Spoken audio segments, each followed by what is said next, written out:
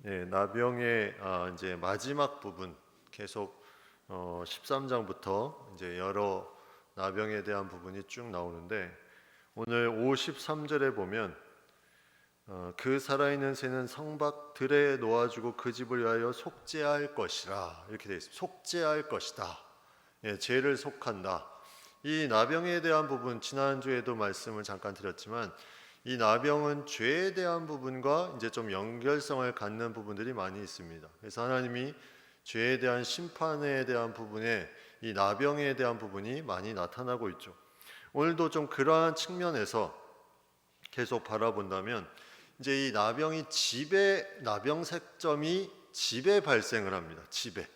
이제 의복이나 가죽도 아니고 사람도 아니고 집에 이 나병 색점이 발생하는데 이 보통 이제 뭐 곰팡이 이렇게 돼 있는데 이 성경책 제목으로도 그렇게 돼 있는 성경이 많죠. 집에 생기는 곰팡이 뭐 이렇게 돼 있는데 이런 색점들이 계속 나타나는 부분들이 각 삶의 곳곳 처소에서 이루어집니다. 근데 그거를 어떻게 이제 해결하고 고치느냐? 근데 레위기에는 제사장에게 권한을 준 것이 고치는 권한은 주지 않았습니다. 고치는 권한은 주지 않고 진단하는 권한만 줬어요. 진단. 근데 우리가 성경을 읽다 보면 이제 고치는 일들이 계속 나타나는 것을 보게 되죠.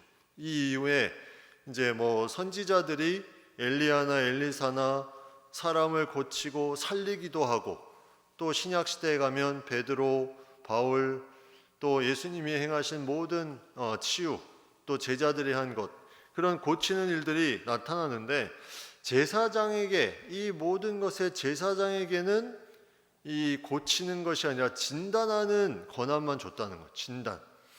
구약의 처음에 이런 이 균들에 대해서 왜 하나님은 고치게 하지 않고 그 이후에 선지자들에게 준 그 능력을 이 제사장에게는 주지 않으셨을까? 이런 기간들이 중요한 기간들로 7일 동안 이제 정결함을 얻고 또 7일을 보내고 뭐 이런 시간들이 계속 있었고 또 그 시간들을 통해서 뭔가 계속 이 하나님께서 정결함을 원하신다는 마음들이 그 가운데 더 많이 이제 들어가고 또 그 모든 걸 통해서 하나님만이 고치실 수 있다는 그 주권을 강하게 불어넣고자 하는 그런 부분들이 우리가 이제 이 레위기 법에 의해서 좀 생각을 해볼 수 있습니다. 결국 모든 치료가 사람을 통해서 행해질지라도 그 치료의 중심은 하나님께 있다. 그 치료의 중심은 인간이 힘이 능력이 있어서 치료한 것이 아니라 하나님께 있는데 그 사람을 통해서 치료가 이루어지는 것이다. 이것을 레위기에서는 어쩌면 제사장이라는 직분이 상당히 중요한 직분인데 사람들이 아무리 많이 와도 제사장은 치료할 권한은 없다는 거죠. 진단만 할 수 있습니다. 그리고 그 모든 치료 과정 속의 절차들에 대한 부분들을 이제 규례로 가지고 백성들이 거기에서 어떻게 할지를 알고 나아간다는 거죠. 결국 하나님의 놀라운 치료의 역사가 있어야 어떤 사람을 통해서가 아니라 그런 과정을 통해서 하나님의 뜻을 깨닫고 치유됨에 제사장이 그것을 진단해줘서 거기에 대한 확신을 갖는 이런 부분들로 이제 레위기가 이루어지고 있습니다. 근데 오늘 본문은 이제 너희 기업의 땅에서 가나안 땅에 너희가 이를 때 이렇게 돼 있습니다. 이미 이루어진 일이 아니라 이제 앞으로 가나안 땅에 이르러서 너희 기업에 어떤 집에 나병 색점이 발생하면 이렇게 미래의 일을 예정해서 현재 레위기에서 규정을 세운다는 것은 무슨 의미일까?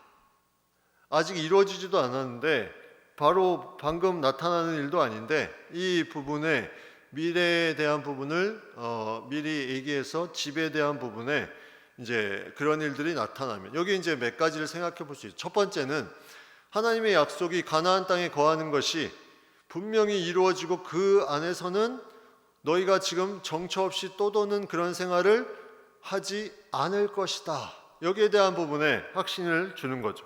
너희 기업의 땅에서 어떤 집에 어떤 기업이 있고 땅에 집이 이제 주어질 것이다. 이 부분에 대해서 이제 일단 얘기하는 부분이 있고요. 그다음에 또 하나는 이제 하나님의 그런 만지시고 고치심은 개인의 문제뿐만이 아니라 그 거하는 집에까지 하나님이 모든 주권에 함께 하심의 그런 역사를 이루신다. 네가 거하는 그 처소가 얼마나 중요한 곳인지를 너희가 깨닫고 알아야 된다. 이것을 이제 말씀하고 있는 거죠. 하나님의 약속이 이렇게 이제 주어졌을 때 광야 생활을 하는 이스라엘 백성들에게는 이 부분이 우리가 가나안 땅에 가면 이제 집이 생기고 그 가운데 이제 우리가 어떻게 살아야 될까? 근데 그 살아야 되는 곳에서 이러한 말씀을 미리 규례로 주고 계신다는 거죠. 그래서 그 규례가 뭐냐면 이제 집주인은 하면서 이제 나옵니다. 먼저 제사장에게 가서 말하여 알리기를 어떤 나병 색점이 발생하면 그 낌새가 있으면 그 색점이 생겼다고 말을 해야 된다. 이걸 얘기합니다. 아까 나병 색점을 우리가 죄의 측면에서 보자고 했죠. 우리가 집에 대한 문제를 얘기합니다. 집 안에 일어나는 그런 죄에 대한 부분, 이 나병 색점에 대한 부분, 물론 여기서는 건물에 대한 이제 균에 대한 부분을 얘기하지만 우리가 이것을 조금 영적으로 변환을 시켜서 본다면 이게 집안의 죄의 문제로 우리가 좀 생각을 해보자는 거죠. 만약 그런 부분에 집에 생겼다, 색점이 생겼다, 어떤 죄악이 집에서 생겼다, 그러면은 어떻게 해야 되냐? 다른 나병처럼 이제 제사장에게 먼저 가서 알려야 된다. 이 말은 다시 말하면 집의 문제의 그런 어떤 부정한 부분을 본인이 판단하는 것이 쉽지 않다는 거죠. 왜냐하면 본인이 집에 같이 계속 머물고 있기 때문에 집에 부정한 것이 계속 있는 부분이 본인이 판단하기에 쉽지 않은 부분들이 많이 있다는 것을 생각해 보게 됩니다. 그래서 이것을 함께 공동체 안에서 나눌 수 있는 부분을 통해서 여기에 대한 진단을 받고 뭔가 처리를 받을 수 있다면 이게 아름다운 공동체의 모습임을 우리가 한번 생각을 해볼 수 있는 거죠. 그래서 이런 집주인이 이제 본인이 이렇게 처리를 해라 이게 아니라 너 제사장에게 가서 색점이 있다고 알려라. 먼저 알리는 것이 중요하다는 거죠. 알려라. 그러면 제사장이 그걸 가지고 무언가를 이제 조치를 취하게 됩니다. 그러면 그 조치 첫 번째가 뭐냐면 이제 35절에 보면 제사장은 그 색점을 살펴보러 가기 전에 그 집안에 있는 모든 것이 부정을 면하게 하기 위해서 그 집을 비우도록 명령한 후에 들어가서 그 집을 볼지니. 처음에 했던 게 뭐냐면 집안에 있는 모든 것을 부정을 면하기 위해서 미리 다 비우도록 해라. 집에 있는 뭐 사람이나 물건이나 다 집에 비우도록 해라. 왜냐하면 부정한 낌새가 있기 때문에 거기에 계속 있으면 그 물건들, 사람들도 다 부정해지죠. 이 부정의 전이성이 엄청납니다. 이게 죄로 생각하면 죄도 전이성이 엄청난 거죠. 그래서 이것을 비우도록 먼저 한 후에 들어가서 그 집을 제사장이 봐라. 이렇게 되어 있습니다. 이제 처음에는 그런 어떤 부분들에 어려움이 있을 때 제사장이 그 모든 부분에 이제 어려움을 가지고 있는 그 집에 그 소식을 이제 듣게 되었을 때 너 빨리 집에 가서 집에 있는 모든 것 다 비워. 거기에 있는 것 다 부정을 면하기 위해서 다 옮겨. 이렇게 이제 먼저 명령을 하고 이제 그 집을 가게 됩니다. 그리고 그 집에 이제 가서 하는 일이 색점을 살펴보는 거죠. 이제 색점을 살펴보는 부분에 이제 볼 때에 푸르거나 붉은 무늬의 색점이 있어 벽보다 우묵하면 이렇게 되어 있습니다. 푸르거나 붉은 무늬의 색점이 있어서 벽보다 우묵하면 그 안에 이제 중요한 부분이 이러한 어떤 증상들이 딱 나타나면 여기에 대한 부분을 이제 해결하는 그 부분이 이제 이루어지는데 이 증상이 뭐냐면 푸르거나 붉은 무늬의 색점이 벽보다 우묵할 때 그러한 일들이 나타나는, 그 나병색점의 전형적인 모습이라는 거죠. 그러면 이 집에 대해서 어떤 부분을 해야 되는가? 근데 이스라엘 집들을 보면 이스라엘 집들은 이제 석회 반죽을 해서 이제 그 안에 모래도 섞고 뭐 좀 재료를 넣지만 그런 어떤 처리를 통해서 방수 처리도 하고 그런 부분들을 이제 집의 어떤 공사 가운데 안쪽에서부터 이렇게 쭉 벽을 쌓아오는 그런 집으로 안에서부터 이 균들이 계속 나타나는 부분이 밖에까지 영향을 미치는, 그래서 우리가 보통 집에도 곰팡이균이 밖에 습기를 통해서 이렇게 들어오는 것처럼 이 이스라엘 집도 그러한 부분들이 이제 명확하게 있기 때문에 이러한 색깔이 변하고 우묵해지는 부분들이 있으면 한번 의심을 해봐야 되는, 그래서 그 부분에 대해서 이제 제사장이 하는 것은 그 집 문으로 나와서 그 집을 이레 동안 폐쇄를 합니다. 이제 집을 다 폐쇄시킵니다. 집을 나오라는 거죠.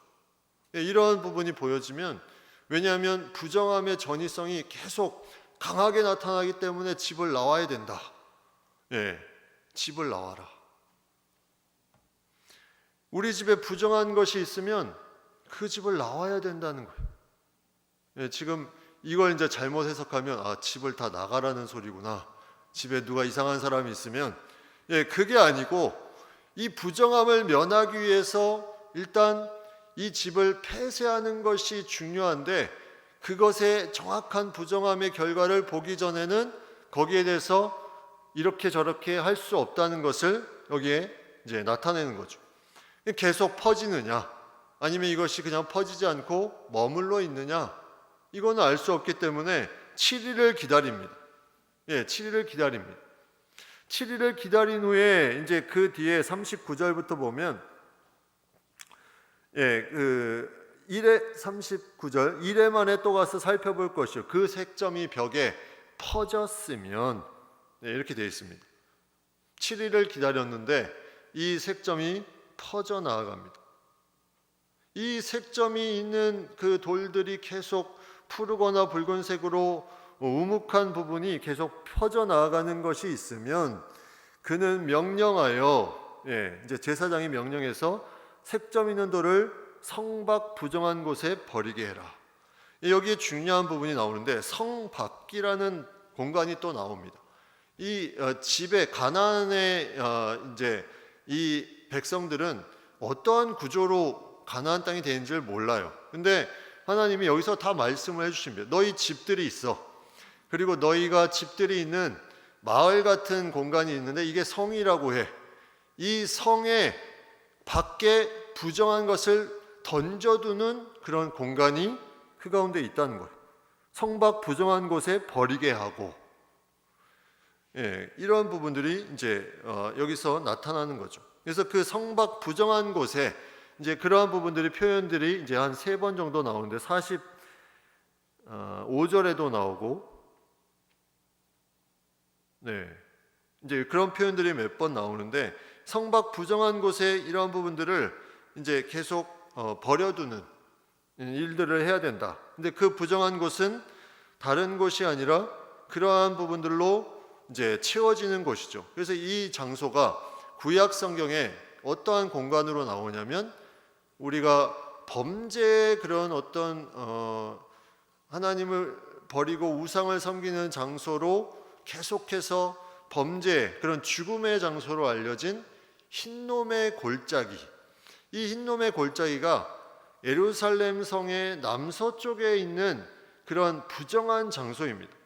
역대하 말씀을 한번 보면 역대하 33장 6절에 또 흰놈의 아들 골짜기에서 그의 아들들을 불 가운데로 지나가게 하며 또 점치며 사술과 요술을 행하며 신접한 자와 박수를 신임하여 여호와 보시기에 악을 많이 행하여 여호와를 진노하게 하셨습니다. 이 일은 한참 후에 왕들이 세워지고 이루어지는 일입니다. 그런데 레위기에서 예루살렘 성 밖에 부정한 곳에 이 부정한 것들을 다 버려라, 이렇게 이미 지정된 곳이 흰놈의 골짜기, 그리고 그 밑에 흰놈의 아들들의 골짜기였어요. 이미 그곳이 더럽혀지는 땅임을 하나님이 아시고 그곳에 부정한 것을 버려야 되는, 그래서 이곳이 예레미야 말씀에 보면 죽음의 골짜기라고 그렇게 표현되어 있습니다. 이런 부정한 곳에 다 버린다는 것은 무슨 의미입니까? 너희가 거하는 초소에 절대로 그러한 것들이 들어오지 못하게 막아야 된다. 그 흰놈의 골짜기에 버려둔 그런 더러운 것들은 다시 들어오지 못하게 막아야 되는 그런 부정한 죄가 계속 퍼지게 하는 것들이기 때문에 그것을 철저하게 막아라. 이것이 이제 성경에 이것을 성박 부정한 곳에 버리게 하고, 그 다음에 조치는 이제 그 색점 있는 부분에 집 안에 사방을 다 긁어버리게 합니다. 어떻게 긁습니까? 그 흙으로 아까 석회 반죽으로 했던 부분들을 동서남북으로 사방에 다 긁습니다. 왜 이렇게 합니까? 그 주변에 조금이라도 남아있으면 또 퍼지기 때문에 다 긁어요. 그리고 부정한 곳에 이것을 쏟아버립니다.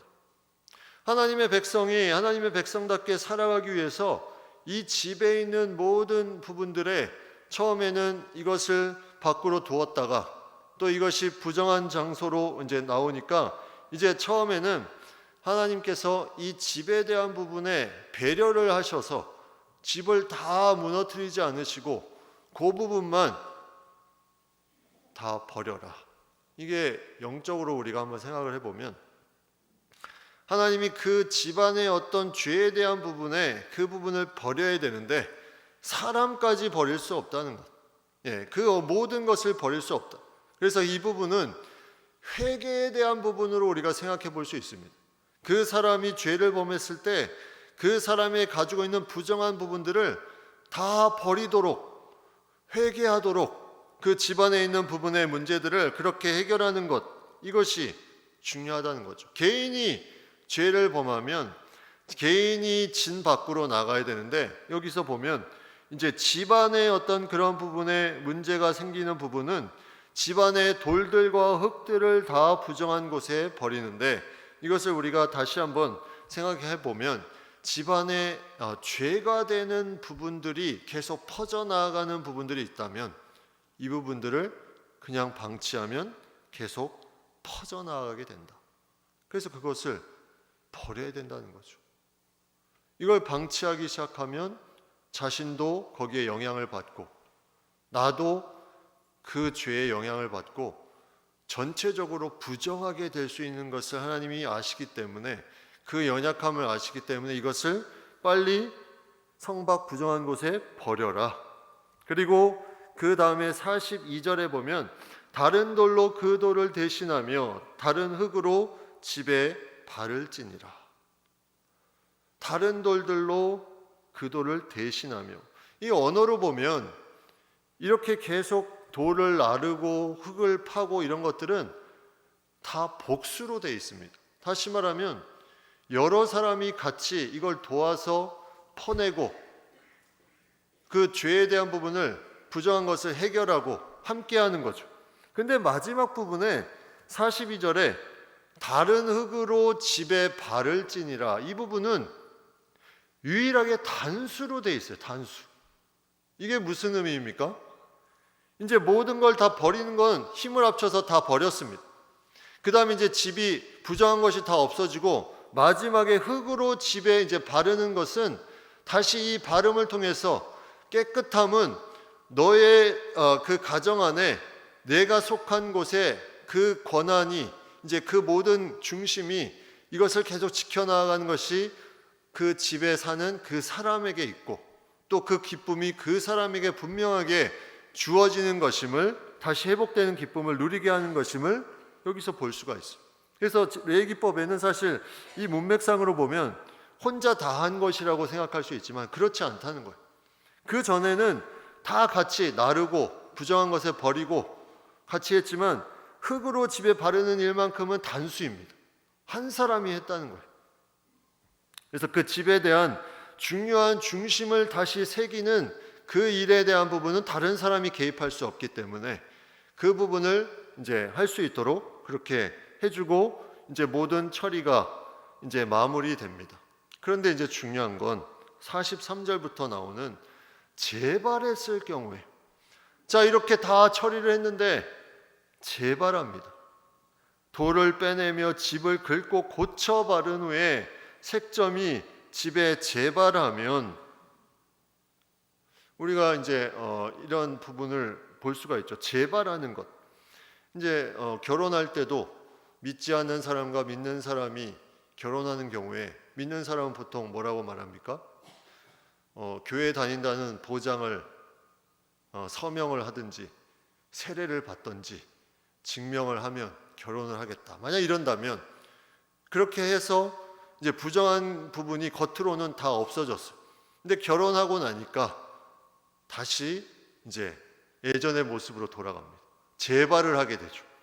예, 재발하면 그러면 어떻게 되냐면 제사장은 또 가서 살펴볼 것이요, 그 색점이 만일 집에 다시 퍼졌으면 악성 나병이라. 이는 부정하니 그때는 그 부분만 버리지 않고 집을 헐어버립니다. 집을 헐어버려요. 고쳐가지고 다 긁어가지고 버렸는데 또 재발하면 이제는 대책이 없어요. 집을 헐어버려야 됩니다. 누군가 집안의 사람이 죄를 범해서 그게 막 죄가 영향력이 있어서 막 퍼지는데 용서합니다. 그리고 그 부정한 부분을 다 갖다 버려서 이제 잘 해결이 됐구나 했는데 똑같은 죄가 또 발생을 해버려. 그러면 어떻게 하시겠습니까? 그 죄악, 그게 계속 가족의 전체에게 퍼집니다. 퍼져. 그때는 집을 헐어버려라. 집을 헐어버려라. 그리고 그 집의 모든 것을 성박 부정한 것으로 내어가고 그 집을 폐쇄할 날 동안에 들어가는 자는 저녁까지 부정하고 또 그 집에서 자는 자는 그의 옷을 빨 것이요 그 집에서 먹는 자도 그의 옷을 빨 것이니라. 뭔가 고쳐서 다 부정함을 면했는데 다시 죄가 그 가운데 나타나니까, 부정함이 나타나니까 이제는 더 이상 방법이 없다. 다 헐어버려라. 집안이 이제 완전히 이제 없어져 버리는 집이. 그래서 재발한다는 것이 이렇게 죄에 대한 인간의 연약함을 나타냅니다. 우리는 한번 회개하면 이제 다 됐겠다 생각을 할 수 있죠. 우리 서로가 서로를 볼 때도 그렇습니다. 누군가 저 부분에 대해서 회개하면 저 사람은 다시 저 죄를 범하지 않겠다. 그런데 안 그렇다는 거예요. 인간의 연약함은 또 똑같은 죄를 또 범할 수가 있습니다. 그래서 이 레위기법을 통해서 말씀하는 것은 너희 집안에 그런 부정한 부분들이 있으면 같이 회개하고 해결했으면 그 다음에 끝이 아니라 그것을 가지고 계속해서 하나님께 의지하는 부분들을 가지고 나아가는 부분이 중요하다. 그냥 두면 또 재발할 가능성이 있다는 거죠. 그래서 우리가 하나님의 그런 어떤 말씀 가운데 이 안에 집안에서 행하는 모든 것에 이 기초가 흔들리면, 전체적인 기초가 흔들리는 것을 성경의 가정에 대한 말씀을 통해서 많이 보게 됩니다. 이게 가정뿐만 아니라 이제 교회도 이제 가정의 하나의 가족 공동체로 보면 교회도 마찬가지죠. 그래서 고린도전서 5장 13절에 밖에 있는 사람들은 하나님이 심판하시려니와 이 악한 사람은 너희 중에 내쫓으라.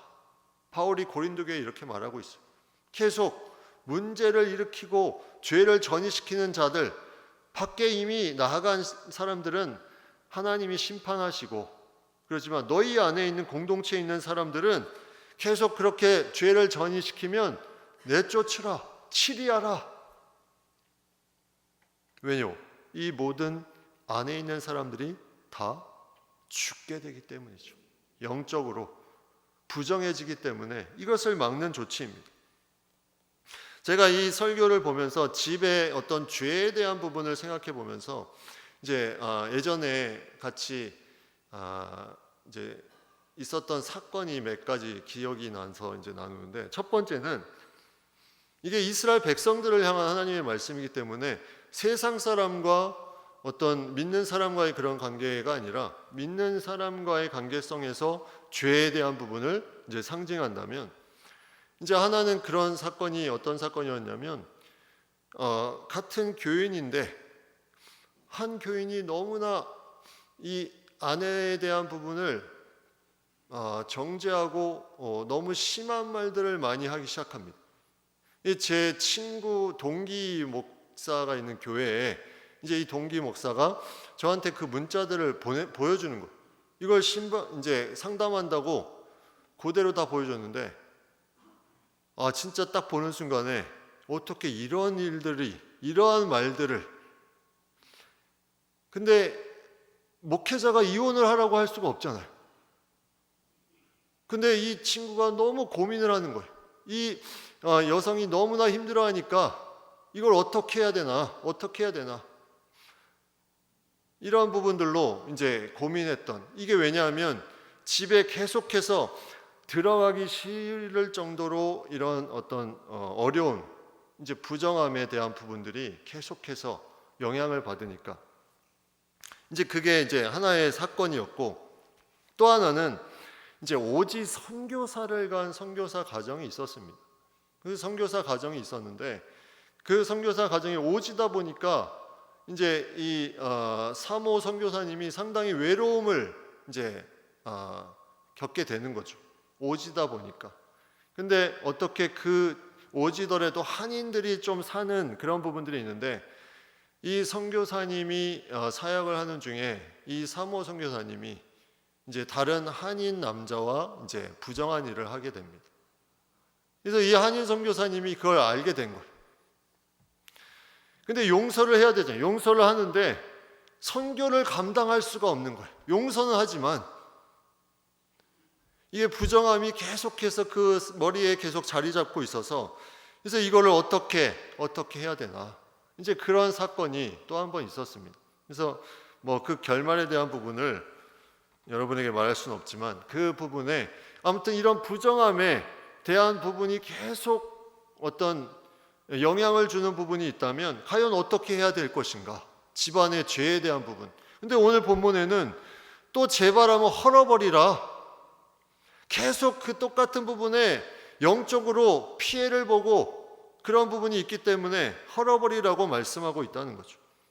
그리고 이 헐어버린 곳에는 이제 저녁까지 부정하고, 또 집에서 자는 자는 그의 옷을 빨 것이고 먹는 자도 옷을 빨 것이다.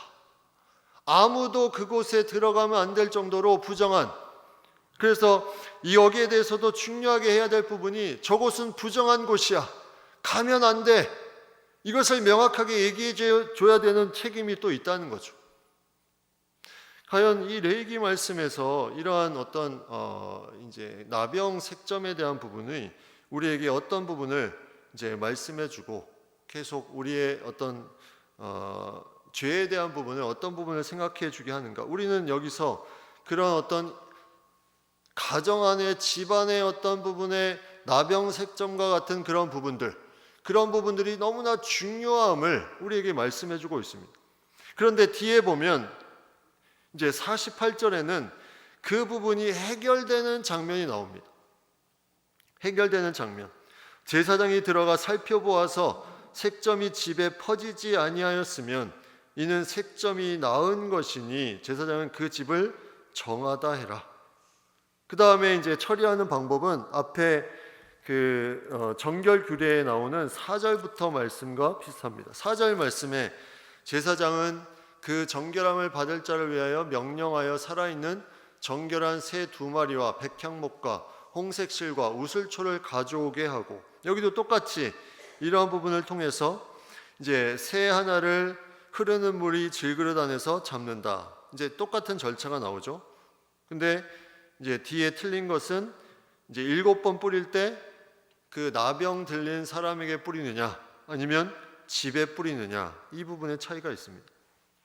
지난주에도 나눴지만 백향목은 이제 부패하지 않는 나무, 썩지 않는 그런 부분으로 이제 잘 썩지 않기 때문에 그런 어떤 정결함, 홍색실은 이제 속죄와 생명의 은혜를 나타내고, 우슬초는 이런 정결하게 하기 위해서 쓰임 받는 이 심판에 대해서 넘어가는, 그래서 출애굽 때 이제 문 임방과 설주에 바른 것처럼 그런 부분들로 이제 재료로 쓰인다.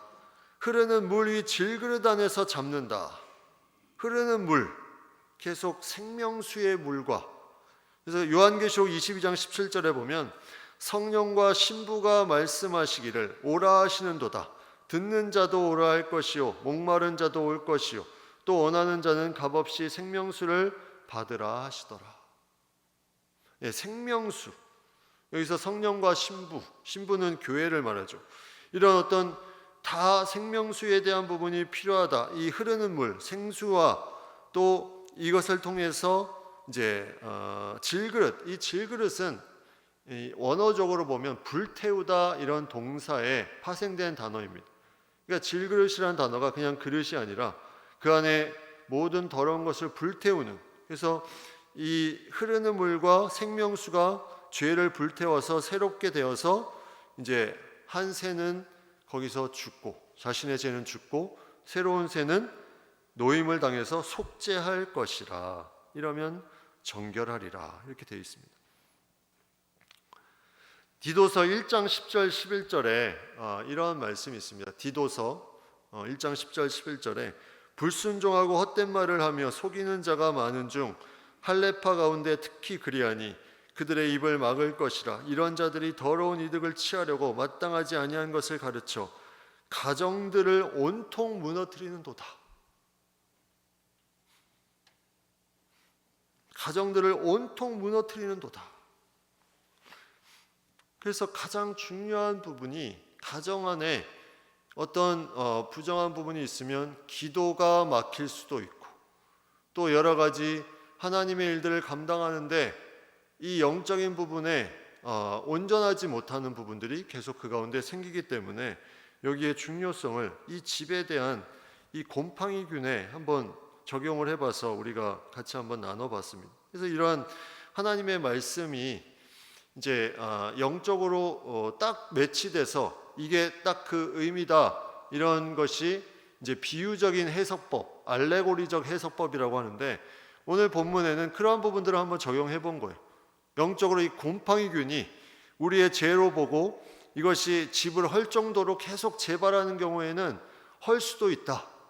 이 부분에 대한 부분을 한번 생각을 해보는 거죠. 그러면 그 모든 것에 하나님의 뜻은 어디에 있을까?